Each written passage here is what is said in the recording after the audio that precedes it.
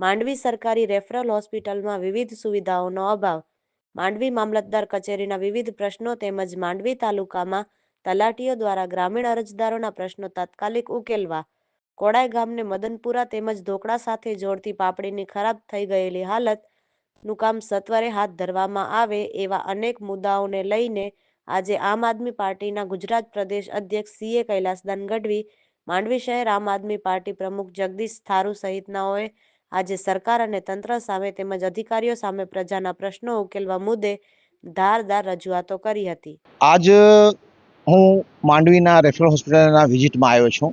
અમારા બધી આમ આદમી પાર્ટીના કાર્યકર્તા ટીમ બધા સાથે, નેતા બધા સાથે આવ્યા છે। જગદીશભાઈ અમારા પ્રમુખ છે શહેરના, બાકી આખી ટીમ અમારી જોડે આવી છે।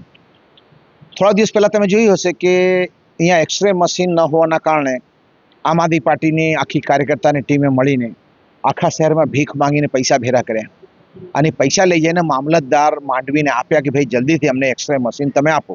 આ 4 થી 5 મહિનાથી એક્સરે મશીન બગડેલું છે અને કોઈ જોવાનું નથી, કોઈ કરવાનું કોઈ પૂછવાનું નથી। બાકી સોનોગ્રાફી મશીન નથી, બીજું તો ઘણું બધું નથી। બાળકો માટે ડૉક્ટર નથી, લગભગ 8 ડૉક્ટરની ઘટ છે જુદા જુદા વિભાગના। એના સાથે સાથે જેટલા વિભાગીય ઓફિસ, બિલ્ડિંગ સારી બનાવી છે, એમાં સરકારના વખાણ કરવા પડશે, બિલ્ડિંગ બનાવી છે, પણ બિલ્ડિંગ ક્યારે સારી ગણાય જ્યારે અંદર બેઠો ડૉક્ટર ટ્રીટમેન્ટ આપી શકે? કોઈ ડૉક્ટર નથી, એ પ્રમાણે વિભાગના નર્સ નથી, એ પ્રમાણે વિભાગના મશીનો નથી, મેડિકલ ઇક્વિપમેન્ટ જે જોઈએ નથી, જેના કારણે મોટે પાયે લોકો આવીને દુઃખી થાય છે। અને પછી આજુબાજુના જે હોસ્પિટલવાળાઓ છે, પ્રાઇવેટ હોસ્પિટલવાળા, એ ધંધો કરે છે અને એ ધંધાના કારણે મોટે પાયે નાનો અને ગરીબ માણસ જેના માટે રેફરલ હોસ્પિટલ બનાવવામાં આવી છે એ લોકોને એનો લાભ મળતો નથી ને આર્થિક રીતે પાયમાલી બાજુ જાય છે। આપણે જાણીએ કે આમ આદમી પાર્ટીનો પહેલો ઉદ્દેશ છે કે સારો મેડિકલ સર્વિસ, સારી એજ્યુકેશન સર્વિસ હોવી જોઈએ। પણ જ્યારે મેડિકલ સર્વિસ આજે વિઝિટ લીધી અમે અહીંયા માંડવીમાં, ત્યારે જોઈને અમને દુઃખ થયું કે આટલા બધા રૂપિયા આપવા પછી, આટલા બધો ખર્ચ કરવા પછી પણ જો હોસ્પિટલમાં 8 ડૉક્ટરની ઘટ હોય અને એના પછી પણ પરિણામ ન મળતો હોય, આ બધાથી દ્રવિત થઈને અમારી ટીમ, આખી ટીમ જોડાઈ હતી અમારા જોડે। આખી ટીમ મળીને બજારમાં ભીખ માંગ્યું, ભાઈ હવે મારા માંડવી લોકો માટે ભીખ માંગવા નીકળ્યા હતા કે માંડવી લોકો માટે કંઈ ભલું કરો, અને એના માટે પૈસા લઈને જ્યારે મામલતદારને આપ્યા તો અમને વિશ્વાસ હતો કે મામલતદાર શરમથી, સરકાર શરમથી પણ આ શરમ આવીને 24 કલાકમાં એક્સરે મશીનની વ્યવસ્થા અહીંયા કરી આપશે। પણ કમનસીબે કે એટલા બેશરમ અને નિર્લજ્જ અને વાહિયાત સરકારની વ્યવસ્થા છે, સરકાર નથી સર્કસ છે, જેના કારણે આ કોઈ પણ ડેવલપમેન્ટ થયું નથી, કોઈ પણ નવી મશીનરી લાવ્યા નથી, ઉલટા જે પૈસા આપ્યા એ CM ફંડમાં નાખી દીધા એ લોકો। હવે વિચાર એ આવે કે કારણ શું, આના પાછળ કારણ શું? તો કારણ જોવા જઈએ, થોડા ડૂબમાં જઈએ તો ખબર પડે છે કે જે નમાલો નિર્માલી જે નેતૃત્વ છે ને, જે નેતૃત્વ પાસે તાકાત નથી પોતાના શહેર માટે, પોતાના વિસ્તાર માટે, પોતાના જિલ્લા માટે, 6 ધારાસભ્ય છે, એક સાંસદ છે કે મળીને એક સારા અર્થમાં મેડિકલ ફેસિલિટી આપી શકે માંડવીના લોકોને, એ નથી। એટલી નબળી વ્યવસ્થા છે, આખી નબળો નેતૃત્વ, જેના કારણે આજ અહીંયા વ્યવસ્થા મળતી નથી। આજ આપણે જો કે એક ખોટો ખેડૂત ખાતેદાર અને ભ્રષ્ટાચારી અહીંયાના ધારાસભ્ય બન્યા અને પછી એ ધારાસભ્ય એના 60, 40, 80, 20 કેટલા બધા જેટલા સ્કીમો સરકારની આવે ને બધામાં ભાગીદારી મળે, તમે શોધો તો એનામાં પોતે હોય, એના માણસો એના મળતિયા હોય, બરાબર એ છે।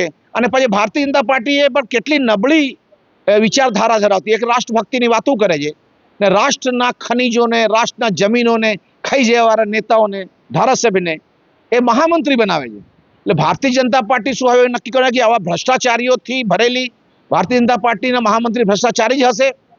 RSSને હું પૂછવા માંગુ છું, તમે રાષ્ટ્રભક્તિ, રાષ્ટ્રવાદની વાતો કરો છો, તો આવા લોકોને જ્યારે ભારતીય જનતા પાર્ટી મહામંત્રી હોય તો કેમ ચલાવો છો?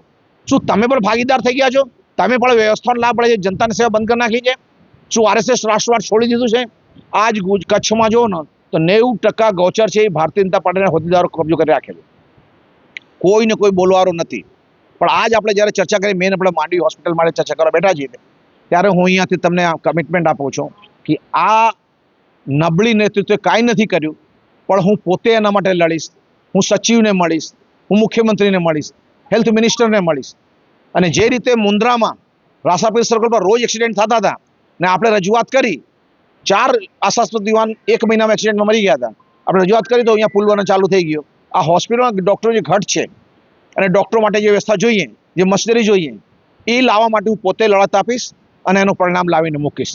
ભલે ધારાસભ્ય અમારો નબળો હોય, ભલે અમારા ચૂંટાયેલા પ્રતિનિધિ નબળા હોય, ભલે નગરપાલિકા નબળી હોય, ભલે સાંસદને ખબર ન પડતી હોય કે કેમ કામ કરાય, ખાલી એના મળતીઓ સાથે બેસીને ભ્રષ્ટાચારના પૈસા લેવા છે એમાં કોઈ રસ ન હોય. પણ અમે આમ આદમી પાર્ટી જે કટ્ટર ઈમાનદારીથી કામ કરવા માંગીએ છીએ અને હેલ્થ અને એજ્યુકેશન અમારો પ્રિય સબ્જેક્ટ છે, એ બેમાં ક્યાંય નબળું નહીં પડવાથી માંડીને અમે સત્તામાં હોઈએ કે ન હોઈએ. જય હિન્દ. જે માંડવી સિવિલ હોસ્પિટલની હાલત ખરાબ છે અને એના માટે જે ફંડ એકઠો કરવામાં આવ્યો હતો અને મામલતદાર સાથે આજે રજૂઆતો શું કરવામાં આવી, શું જાણવા મળી રહ્યું છે આપને, શું કહેશો? અમે આજ મામલતદારશ્રીને રજૂઆત કરવા આવ્યા હતા કે જે આમ આદમી પાર્ટીના કાર્યકર્તા માંડવી સિવિલમાં એક્સરે મશીન કામ નથી કરતી, બગડી ગયેલી છે, બની હતી ઘણા સમયથી બંધ પડી છે, 4 મહિનાથી ઉપર સમય બંધ પડી છે. તો એના માટે બજારમાં આમ આદમી પાર્ટી કાર્યકર્તા લોકોથી પૈસા ભેગા કરે. આપણે જાણીએ કે કરપ્ટ સરકાર છે, સરકારની હાલત બહુ ખરાબ છે. આજ પોલીસવાળાને પગાર ચૂકી શકતા નથી, એવી હાલત સરકારની છે. એવા સમયમાં અમે પૈસા ભેગા કરીને સરકારને આપ્યો કે સરકારી મશીન અમારો રેગ્યુલર કરી દીધો. જે ગરીબ માણસો, જરૂરતમંદ માણસો, મેડિકલની રિક્વાયરમેન્ટવાળા માણસો હોસ્પિટલમાં આવે તેમને એવી વ્યવસ્થા સારી મળે. મામલતદારશ્રીને પૈસા અહીંયા આપીને ગયા હતા અમારે. પહેલાં તો મામલતદાર કે મેં પૈસા નથી લીધા, પછી ખુલાસો થયો કે મને સીએમ ફંડમાં નખાયા. કોઈ પણ તાલુકાનો હેડ મામલતદારશ્રી હોય છે, એના મારા માટે સરકાર જ હોય છે. સામાન્ય લોકો માટે મામલતદાર જે હોય એ મુખ્યમંત્રી છે, પ્રધાનમંત્રી છે, રાષ્ટ્રપતિ છે, બધું એ જ હોય છે. કારણ કે વહીવટદાર એ હોય છે, અહીંયાના કલેક્ટરશ્રી એ હોય છે એ વિસ્તારના.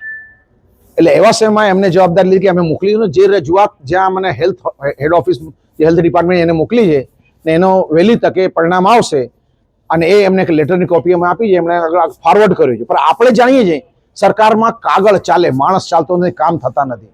આ કાગળ વળી ચાલ્યું છે, પણ અમે આ વસ્તુને મૂકી નહીં દઈએ અહીંયા કને. આ રજૂઆત હવે આપણે સીધા ગુજરાતના આરોગ્ય મંત્રીને, ગુજરાતના આરોગ્ય સેક્રેટરીને અને મુખ્યમંત્રીને આ રજૂઆત કરશું કે અમારા માંડવીના જે લોકો આજ હેરાનગતિ માત્ર એક્સરે નાનો, બાકી સોનોગ્રાફી નથી, સીટી સ્કેન નહીં, સ્કેન નહીં, તો બધું ભૂલી જાઓ તમે. એ તો બહુ મોટી વાત છે આ વિસ્તારમાં. ખાલી એક એક્સરે મશીન ન હોવાના કારણે જો હાલાકી થઈ રહી છે એનો સોલ્યુશન લાવે. કારણ કે રાઉડ રસ્તા એટલા ખરાબ બનાવ્યા છે, ટ્રાફિક પછી એટલી ખરાબ છે કે હાલતા ગાડીઓ ભટકાય છે, એક્સિડન્ટ થાય છે, એક્સિડન્ટ લોકોના હાથ પગ તૂટે છે. તો આ એક્સરે જ એમને કામ આવવાનો. આ 4 મહિને એક્સરે બંધ હોય તો ક્યાંક એવું લાગે છે કે મામલતદાર હોય યા હોસ્પિટલના હેડ હોય, આ બધાએ પ્રાઇવેટ ડોક્ટરનો ધંધો વધારે ચાલે, એને જો સેટિંગ કરી હોય કંઈ બીક લાગે છે. આનો તપાસ પણ થવી જોઈએ. જય હિન્દ. સાહેબ, અગાઉ એક જે માંડવી મામલતદાર કચેરીનો કર્મચારી વિવાદમાં આવ્યો હતો, ખનીજ ચોરી થતી હોય છે એમાં હપ્તા લેતો હોય છે ને એવી રજૂઆતો પણ કરવામાં આવી હતી. એ થોડોક સમય એને છૂટો કરવામાં આવ્યો, પાછો એ ફરજ બજાવી રહ્યો છે, આપ શું કહેશો? આપણે જાણીએ છીએ કે આ ભ્રષ્ટ ભાજપ છે અને ભ્રષ્ટ ભાજપની સરકાર છે. ભારતીય જનતા પાર્ટીની સરકારમાં ખુલ્લેઆમ ખનીજ ચોરી, દારૂના અડ્ડા, ડ્રગ્સનો વેચાણ અને લોકોની હેરાનગતિ ચાલી રહી છે.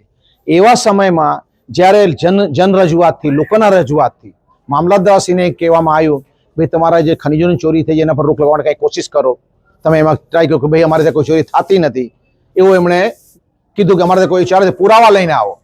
આનો સૌથી મોટો પુરાવો જે અધિકારીને આવા કમ્પ્લેનના કારણે કાઢી દેવામાં આવ્યો હતો ને વરીથી નોકરીમાં રાખી લેવામાં આવ્યો, તો ક્યાંક તો શકની સુઈ છે એ મામલતદાર તો સુધી જાય છે કે મામલતદાર શું આમાં ભાગીદાર છે કે શું?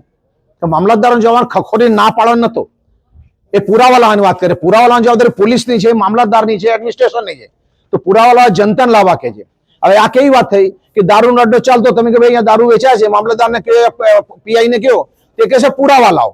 તમને ખ્યાલ છે પુરાવા લાવી દેશું. તમે હમણાં જોયું હશે કે અમારા કાયનાત અંસારી, ડોક્ટર કાયનાત અંસારી પૂર્વ કચ્છના પ્રમુખ છે, એ જઈને પોલીસ સ્ટેશનમાં દારૂને પકડીને લાવ્યા, આ દારૂ પકડાયા, બતાવી દો ને. જો મામલતદારશ્રીને એવું જોતું હોય, પીઆઈને એવું જોતું હોય, તમે દારૂના અડ્ડામાં જઈને જનતા રેડ કરીને ત્યાં દારૂ પકડીને પોલીસ સ્ટેશન મામલતદાર કચેરીમાં દારૂ લઈને ઠલાવશું જો તમારા એરિયામાં શું ચાલી રહ્યું છે. એટલે આ સરકાર નકામી છે, સરકાર કામ કરતી નથી. અને હવે આ તપાસનો, ઇન્સ્પેક્શનનો, જાણકારીનો, ઇન્વેસ્ટિગેશનનો કામ પણ જનતાને ને વિરોધ પક્ષને આપવા માંગે, તાકી મામલતદાર હોય, એના સ્ટાફ હોય, પોલીસ અધિકારી હોય, બેઠા ખાલી 2 નંબરના પૈસા ખાય અને સામાન્ય માનવી હેરાન થાય. જય હિન્દ. નમસ્કાર મિત્રો. ભાજપના એક મિત્રે મને એવું કીધું કે આ પાપડી અમે એટલે પૂરું નથી કરતા કે એમાં પાણી ભરાશે અને એમાં કમળ ખીલશે. હવે એમને ખબર નથી કે વહેતા પાણીમાં કમળ ન ખીલે, સ્થિર પાણીમાં કમળ ખીલે. પણ હવે એમની મર્યાદા એવી છે, વિકાસના રૂપે દેવા માંગે છે. પણ મૂળ મુદ્દે આ લોકો હેરાન થઈ રહ્યા છે.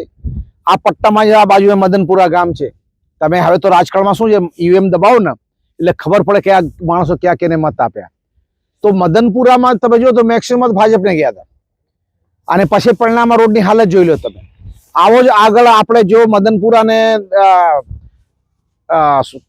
શું કહેવાય ના આપણા કોડાઈ પુલ કોડાઈના વેચમાં નદીનો ચિયા પાપડી છે ત્યાં કારની નદીના પુલ જોઈએ છે, પુલનો કામ નથી થતો. એ કોડાઈમાં તો તમે જોશો તો ભાજપના મોટા મોટા નેતા થઈ ગયા એ ગામમાંથી, હજુ ચાલુ છે બધા મોટા મોટા નેતાઓ જે રાજ્ય કક્ષાના છે, જિલ્લા કક્ષાના મોટા નેતાઓ છે, પણ તોય ત્યાં એક પુલનો બજેટ ફાળવી લાવી શક્યા નથી. આ બધાના પાછળ મૂળ મુદ્દે એવો નબળો નેતૃત્વ છે જે યા તો એને કામ કરતા નથી આવડતો યા એના ઉપર કોઈ ઉપર સાંભળતા નથી. પણ હવે મને વિશ્વાસ છે કે ભાજપના માંડવીના નકલી ખેડૂત ખાતેદાર ધારાસભ્ય હવે આ જ્યારે મહામંત્રી ભાજપના બન્યા છે, ભાજપે જ્યારે એના પર આટલો મોટો વિશ્વાસ મૂક્યો છે તો આ વિસ્તારના લોકો માટે આ પુલના જે ઇસ્યુ છે બધા સોલ્વ કરી આપશે. અમે આમ આદમી પાર્ટી જે મુદ્દા પડે છે ને સરકારને કરવું જ પડે છે, અમે એમાં સહકાર આપશું જલ્દી થાય એના માટે. જય હિન્દ.